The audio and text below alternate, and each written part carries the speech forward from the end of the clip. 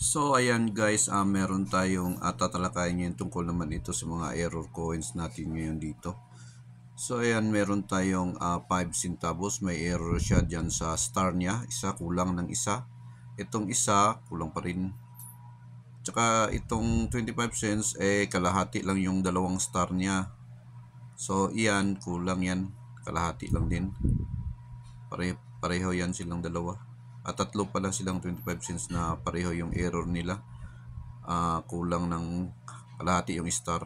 Itong last sa huli kulang naman ito yung ano niya, date niya. 20 lang yung nakalagay. 201. Kulang ng isang date. So ayan, papakita natin ulit. Ilapit natin sa camera. Yan. Yan, kita na ba? So yan, tingnan natin nyo. Yan, kulang ng isang star yan. Tsaka ito naman pareho rin. Para silang dalawa yung una. 5 cents na kulang din yung star. Yan, yung star naman yan, dalawa kalahati lang. Hindi na buo yung star. Ang error niya. Kalahati yung star. Pareho katulad nito. Ito isa lang pala yung kulang dito. Kulang na isang star. Yan, tingnan nyo mabuti. Walang star yan. Tsaka ito, ayan, kalahati yung star. Yung dalawang star kalahati. So error yan.